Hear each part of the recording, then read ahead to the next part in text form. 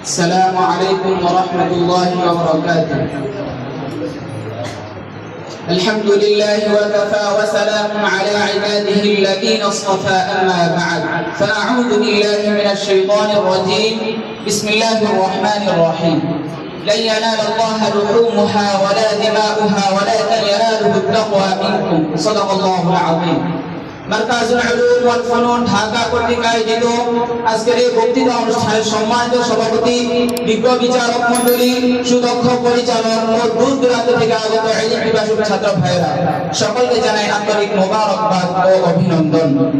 আজকে আমার আলোচনার বিষয় হলো কোরবানির ইতিহাস, গুরুত্ব ও ফজিলত। উক্ত বিষয়ে সময় সংক্ষিপ্ততার কারণে কিঞ্চিত আলোকপাত করার চেষ্টা করব ইনশাআল্লাহ। প্রিয় উপস্থিতি, মানব জাতির ইতিহাসে এমন কিছু ঘটনা আছে যা কেবল ইতিহাসে নয়, তা হয়ে ওঠে চিন্তা, চেতনা, প্রেরণা এবং চিরন্তন আদর্শ। কোরবানি তেমন এক অনন্য ইবাদত যা ত্যাগ, ভালোবাসা এবং আল্লাহর প্রতি নিঃশর্ত আনুগত্যের অপূর্ব নিদর্শন বহন করে।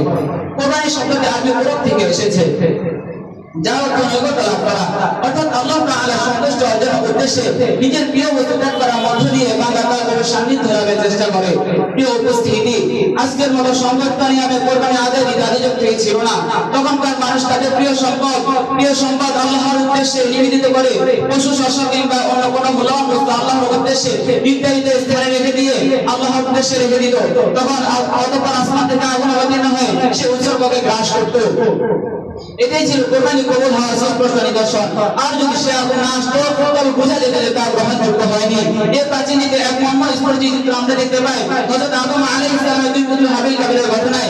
হাবিল তার সর্বোত্তম বস্তু আল্লাহর উদ্দেশ্যে নিবেদিত করেছিলেন আর কাবিল দিয়েছে নিকৃষ্ট বস্তু। ফলে হাবিলের কোরবানি কবুল হয় কিন্তু কাবিলের প্রত্যাখ্যাত হয়। এই ঘটনার মাধ্যমে আল্লাহ তাআলা আমাদের শিখিয়ে দেন কোরবানির আসল মূল্য বাহ্যিক আওয়াজ নয়, বরং আমাদের অন্তরে খাঁটি ইখলাস ও তাকওয়া।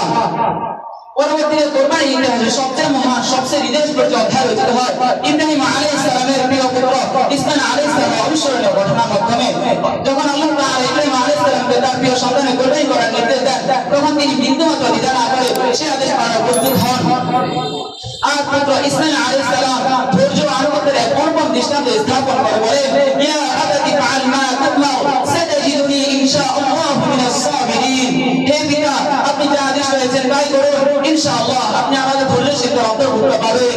এই আত্মত্যাগ, এই ভালোবাসা, এই আনুগত্য সবকিছু মহিমা আল্লাহ তাআলা সন্তুষ্ট হন এবং ইসমাঈল আলাইহিস সালামের পরিবর্তে একটি পশু কোরবানি করার ব্যবস্থা করেন। সেই মহান স্মৃতিকে চির জাগরণ রাখতে মুসলিম উম্মাহ প্রতি বছর সেই দিনে কোরবানি আদায় করে থাকে।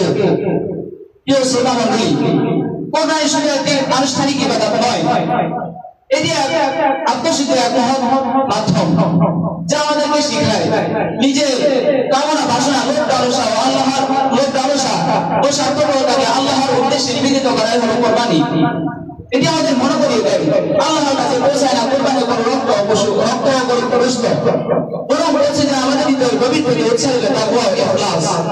যেমন আল্লাহ তাআলা কোরআন কারিমে বলেছেন, লা ইয়ানালুল্লাহু লুহুমুহা ওয়ালা দিমাউহা ওয়ালাকিন ইয়ানালুহু তাকওয়া মিনকুম।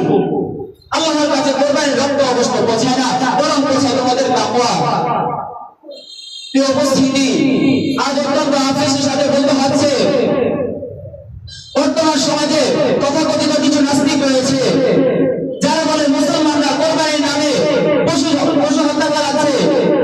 সেই সমস্ত নাস্তিকদের চোখে কি এই চিত্র কখনো ভাসে ওঠে না যে ফিলিস্তিনদের মুসলমানদের হত্যা করা হচ্ছে, ফিলিস্তিনদের মুসলমানদেরকে শহীদ করা হচ্ছে, তাদের মুসলমানদের শহীদ করা হচ্ছে, আরাকানের মুসলমানদের শহীদ করা হচ্ছে। সেই নাস্তিকদেরকে আমি বলতে চাই, ইব্রাহিম আলাইহিস সালামের সন্তানরা যতদিন পৃথিবীতে বেঁচে থাকবে, মুসলমান মুহাম্মদ সাল্লাল্লাহু আলাইহি ওয়াসাল্লামের উম্মতরা যতদিন পৃথিবীতে বেঁচে থাকবে, তারা আল্লাহর সন্তুষ্টির জন্য ততদিন কোরবানি করে যাবে। তাদেরকে কখনো কেউ তারা বাধাপ্রদান করতে পারবে না। আল্লাহ তাআলা আমাদেরকে কথা বলে গেছে, আমাকে তৌফিক দান করুন। আখিরু দাওয়ানা আলহামদুলিল্লাহি রাব্বিল আলামিন। আসসালামু আলাইকুম ওয়া রাহমাতুল্লাহি ওয়া বারাকাতুহু।